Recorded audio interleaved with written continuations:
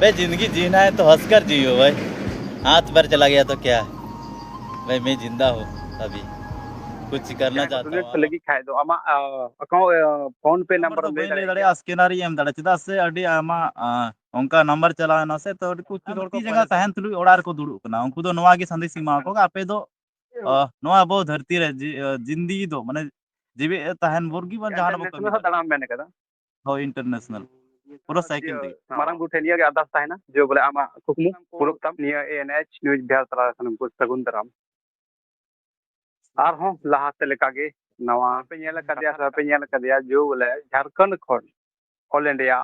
Cycle raider कान तबुनाय all India रे तमाम बड़ायदा ऊपर खय ले पे अडी हाहाड़ा कथा कना अडी देबे आंजोम लेखा पे पे गुनुन अवा क्या बुहा रे हिम्मत मिना क्या दाड़ी मिना चेदा नुई हरमो खय थोड़ा विकलांग गया लेकिन पूरा ऑल इंडिया साइकिल रे तय देख सकते हो। ये अभी पैर मेरा निकल चुका है, बोलते कि पैर नहीं है, तो बोलते बहुत सारे लोग बोल रहे थे कि आपका पैर नहीं है तो कैसे चल लेते हो। तो ये देख सकते हो भाई, ये पैर है क्या मेरा पास, देख सकते हो।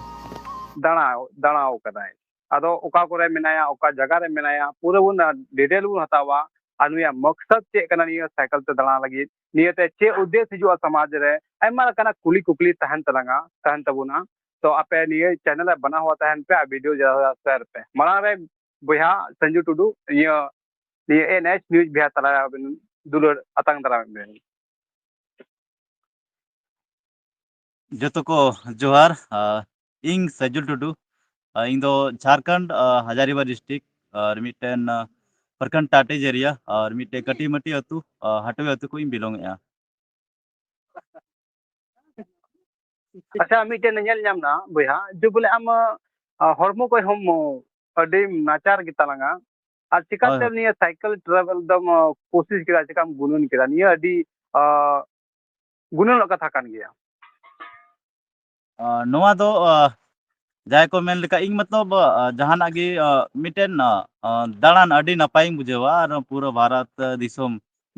मिटे कुकमु थालना कि पूरा भारत दिसोम इnya मेती नेला और दाड़ान अडी गे बेसिंग बुझेवा तो नोआ गे ओड़ा रे ताहे ताहे ते माने मिटेन चेका होइना पूरा बोरिंग टाइपिंग बुझे तना मेनकन होड़ा जो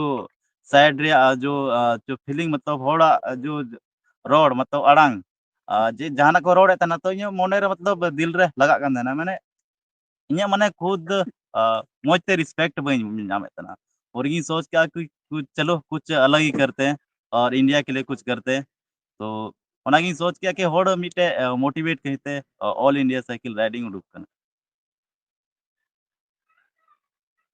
अच्छा नी तो निया ते हरमो को हम मनसे विकलांग गितालंगा लेकिन दाना हाँ ते और निया साइकिल चलू ते चे को दिक्कत है अपना चे को बोले ती खो हो और कटा खो हो से ना चाहिए के विकलांग गितालंगा लेकिन असे हासु या बामी को कना अभी तक तो अभी 7 महीने गुड़क कना अभी तक तो उनका कोई हासु या रुआ हासु अभी तक चे बई मुझे अडी नपाय तकिन जर्नी। बांग बांग ये रू आसो तो मतलब बांग जो कटा तन लेबे एतलांग साइकिल हाँ आगे हाँ बढ़ाव लगी तो नारे से दिक्कत बांग है हम कना से कष्ट बांग शुरू शुरू रे निया से लेखा शुरू शुरू रे माने कभी अडी आयमा दिन पोरे साइकिलिंग चालू ले अदो माने शुरू शुरू रे मतलब पार पे दिन हासो लुकिन बुझे ले जंगा माने उसके बाद तो अभी तक 7 महीना बाद तो कोई हासो को बई मुझे बुआज अच्छा तकिन नहीं तो नॉर्मल की मिको तो नॉर्मल की मिको जहां चला कर साइकिल चले kan kan कोई नॉर्मल गे मतलब बेस फोल्ड का गे अभी तक माने फीलिंग कोई उनका मतलब डिसेबल का फीलिंग भाई मुझे का माने बेस ती जंगल का गी तड़ा में। अच्छा अच्छा तो निया जो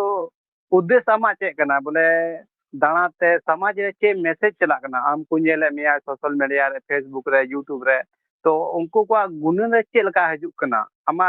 पॉजिटिव मैसेज हिजु से नेगेटिव मैसेज हिजु कना अभी तक नोवा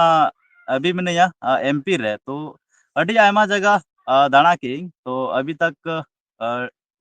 आयमा हड़ को मोटिवेट करा इन कते जहां ती और जंगा बांग तहन तुलु उना दाना कते और इन सला जहां को नापाम कना जतो को मोटिवेट कना और अभी तक कमेंट हो अडी मौज मौज कमेंट जो कभी भी फेसबुक पेज या इंस्टाग्राम पेज रे कमेंट पढ़ा दड़ा जतो की मौज मौज कमेंट जो कना मौज मौज रिप्लाई और अड़ी आयमा हॉर को मोटिवेटोग कना तो नवा गे इन पूरा भारत दिसोम इन मोटिवेटिंग मेनेआ बस इना गे इᱧᱟᱜ दो अच्छा ओका राज्यम दाड़ा कदा नित हाबिज ते नित धाबी ते झारखंड वेस्ट बंगाल उड़ीसा छत्तीसगढ़ महाराष्ट्र कर्नाटक गोवा केरल तमिलनाडु आंध्रा तेलंगाना और तेलंगाना के बाद फिर झारखंड और इन लेना 10-15 दिन उसके बाद झारखंड को फिर बिहार यूपी फिर एमपी रे नित मिनिया मध्य प्रदेश अच्छा तो निया रे अबु समाज रे मौज मौज कोड़ा को मेना को बढ़िया बोले ऑल पढ़ाओ कना को और ती जंगा को होमो चीज हेना को लेकिन निंकाना जा जहाँ जहाँ बिजनेस या जहाँ कारोबार या जहाँ धंधा लगी ते चिकाते उनका बांग बुनुन है कोना लेकिन आम मिटेन शरीर खम नसन बेकलांग एन हो लेकिन पूरा भारत दाड़ा लगी कुरुमुटुई कना तुम कुरुमुटुई गे हेना मा तो नितो उनको समाज रे कोड़ा को कुड़ी को चे मैसेज मा को इन दो उनको दो उना मजते इन एजुकेशन दो बयम दाड़े का मेनखान उनको टे मिटेन माने उनको जहां इन मेन दाड़े को मेता को इन अडी आयमा अब संथाल समाज रे नेले को माने ज्यादातर 18 बरस मतलब 18 बरस बाको कुड़ो कना को हंडी पौर और चेक को मेना कुड़ी कोड़ा रे ओना करे को ज्यादा चला कना को तो उनको दो माने नवा गे नसन संदेश इमा को कि अबो गे जाव संथाल समाज अबो अडी लातार रे मेना बोना आदो नसेना ती जंगा होते हुए अब गलत कदम चे उठावा जहाना आगे बढ़ा कहते मौज कमी अबन नवा गे इन उनको टे मिटे रिक्वेस्ट अच्छा भैया तो दाड़ान करना जो बोले आमा जो तो लेना ओड़ा खोय तो पैसा निजे दो ओका को अगुई नाम दा बोले ओड़ा खोय हजू कोलाम कना से निये जहां को डोनेट आम कना कुछ चलका जब इन उडुक लेना तब खोय दो इन दो ओड़ा खोय दो कोई पैसा लेकते बई उडुक लेना और बिना पैसा ते ओड़ा खोय दो माने 1 टका बई लगाव का जब इन उडुक लेना उडुक कते बाद माने कुछ 500 या कुछ मतलब उनका हाथ रिन दो ले बस ओना कथा दो गी ताहलना और नौका की रास्ता रे कुछ हड़ को नामोआ उनको माने दाका जम खाई को डोनेटा उनका की जम जम ता उनका की एम ते डोनेट डोनेट ते की पूरा अभी तक कोई पैसा इन दो लगाव कना होड़ा डोनेट पैसा बोले तीन दाड़ा तीना जर्नी रे तीना जर्नी रे बोले आमा निजेरा पैसा तो बांग लगा कना कोई आम नेलते को एम कना 1000 2000 से या 500 200 उनका हां हाँ हो उनका की और उनका ओका जो तकलीफ दो हो लेना जो पैसा कष्ट से ओड़ा को खोज दरकार का से को फोन पे पे इनते पैसा जवाब का उनका दरकार बांग होय कना उनका कथा दो अभी बांग हुई कना ओड़ा खोय दो अभी तक पैसा को तो बई कोई बड़ा का बिना पैसा ती दाड़ा तो नितो जो निया जर्नी दो आमा ते चे ते निया ते आमा हजू कान करियर चेलका आम दाना ते आमा करियर बिना तमा तमा दाना ते आमा करियर बड़ी जतो जहाँ लका मैसेज हजू कना ओना हिसाब तीन नेले कना कैरियर बना सका माने लाइफ रे होय चेलका मेन नेलम कोना तो फेसबुक में तमा यूट्यूब में तमा आमा मने निया कना बोले अगर दाना लखा फेसबुक हो कुछ सब्सक्राइबर हजू या फेसबुक हो भी कुछ फॉलोवर हजू आमा गुन निंका में से चेलका में इन दो माने नवा दो कुकमु दो बई नेल लेआ कि इन कोई सोशल मीडिया रिंग कमी इन दो अपना खाली खाली खाली भारत दिसोम दाड़ा रे इन कुकमु नेल का था और नवा चलते चलते रगी माने 15 या 20 ट्रैवलिंग के बाद 15 या 20 दिन के बाद इन सोशल मीडिया रिंग हेलना अदो वीडियो बनाव बनाव सोशल मीडिया रिंग हेना लाइव रे मेन का दो अडी आयमा थोड़ा कमेंट हजू कना कि आम होड़े मोटिवेट दाड़े को तो अडी मौज रिस्पांस हजू कना होड़ रे हो तो अडी नवा हो सोशल मीडिया को कुछ बेनिफिट ही नाम का नो अडी रस्क और नितो निया जो दाना दाम दाना दाना ते उनकाना आर को राज्यम दाना के उनकाना जो कुमड़ो को डक्कू को से उनकाना जहाना बांग होई कान तमा हम संगते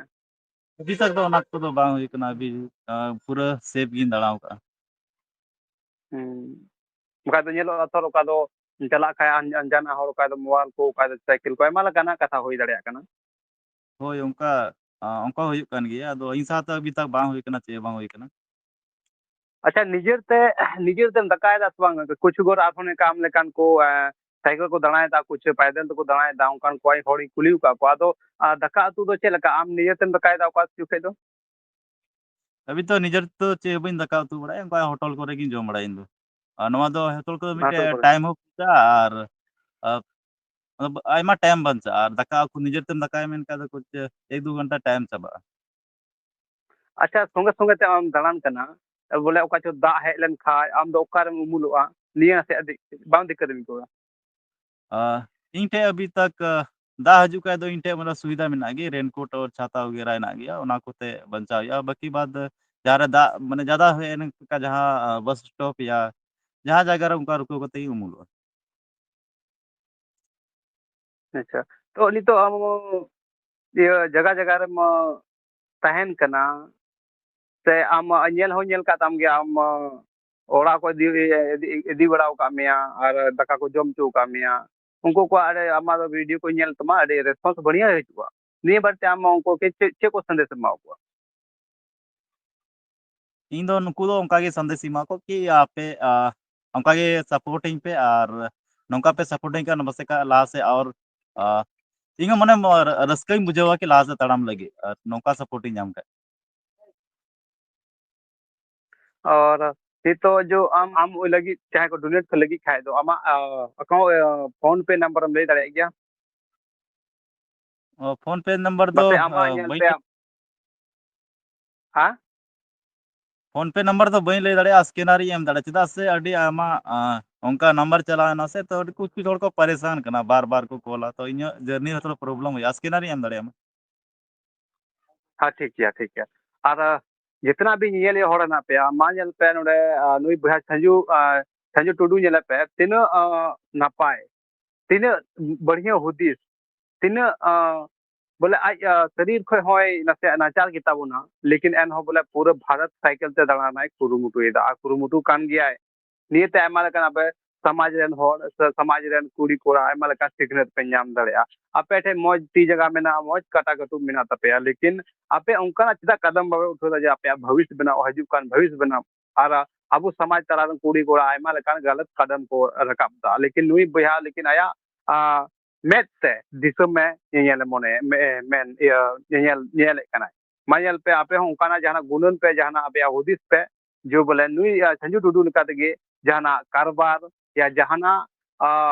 बिजनेस रना कुरुमुटु तबन पे उनाते आपे भविष्य बनाओ आपे घरंज बनाओ बांग फालतू फालतू पे दाना बढ़ाया लेकिन फालतू ते आपे ये समय की बड़ी जुआ और अक्तो के खाटो तपेया चेदा समय खाटो लेन खाए तनमते उनकान मुसीबत हजुआ उनकान अक्तो हजुआ जो बोले आम आगे बाम गुणन दाड़ा अगर नितो आमा उम्र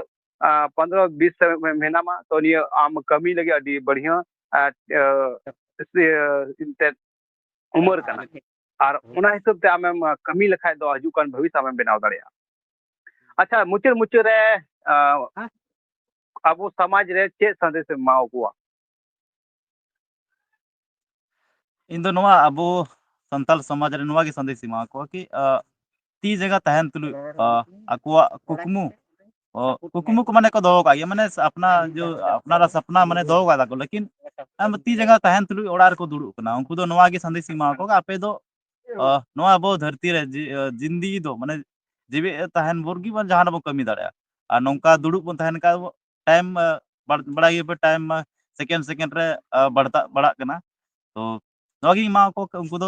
मिटे संदेश कि अबोआ कुकमु माने लाहाते बन ताड़ाम इदिया निजेते और निजरते माने लाहाते और नौका रुको दो बन तहना तिना रुको दम तहना नौका रुको रुको ते बड़ा गे रहता हुआ पानी फ्रेश रहता है हां तो वही वही अड़ी मज कथा कना अड़ी मज कथा कना मिटेन कुकली मुचु मुचरे बोला अड़ी इंपोर्टेंट कुकली कन गया अच्छा जो बहा जो अमान ये शरीर को हॉर्मोन ते नाचार गया ये तो चेलका हाँ जन्म खय गे चेलका नवा दो बीच रे एक्सीडेंट होय लेना उनको ये माने ती जंगा दो बनु है तरीके तीन उम्र ता कन तमन तीन जुगे उन दो ज्यादा तो बांग 17 साल लगभग था 18 साल ही कुड़ कंदना उन गे एक्सीडेंट होय लेना नी तो अमा एज 2000 तीन 2014 रे होय कना 2014 लास्ट 24 दिसंबर ओ आमा इन ये गुणों ते मा इन माडी ये तो दा बोले वाह भाई क्या आई मीन देखो हम कना जो बोले मिटे कथा बनु तो मिटे ती बनु तो बैन बोले पूरा भारत तो दनाय दना दिया टा सरहा मी यादरा इन अडी के बइन मेन दाड़े मा बइन मेन दाड़े बोले आम कई सरहा दाड़े हम कना जहाना कथा के बनु इनते जो बोले आम शरीर खम बेकलांग गया बोले पूरा दिसरम दनाय दा कोई शब्द बनु आम जहाना बइन मेन दाड़े जहाना जिम मेन दाड़े अडी सरहा बया और उनका की आगे बढ़ा में और उनका की आगे तरक्की में अच्छा मिटे आर कुकली का कथा कथा कथा ते अगर निया पूरा जर्नी पूरा केदा पूरा भारत दाड़ा पूरा केदा तलम ते आम केम चिकाय तना अभी दाड़ा कुड़ो कते मा इᱧ जर्नी मा अभी अभी लंबा गया और अब भारत दिसोम हैं दाड़ा बांग के बांग बांग भारत ठीक दिसोम है दाड़ा के आम पूरा भारत दिसोम दाड़ा मिन का बांग भारत दिसम दाना पूरा तबे आम केम चिकाय नितो माने भारत दिसोम दाड़ा कते माने अगला माने अब भारत दिसोम के बाद अगला मतलब अब भारत दिसोम को बाहर दाड़ा मेन का ओ बोले आम पूरा लगातार इंटरनेशनल दाड़ा मैंने कदा हो इंटरनेशनल पूरा साइकिल दी ओ मा निया निया मारंग बुठे निया के आदास ताहेना जो बोले आमा कुकमु पुरुप तम निया के तड़े मतलब भैया अड़ी सरहाव आर नोड़े जो एनएच न्यूज चला जो प्राव कदा अड़ी मौज मौज कथम दो कदा आयमा लकना कथम दो कदा और ना तायम लकन समाज रे मौज संदेश चला इन आशा कना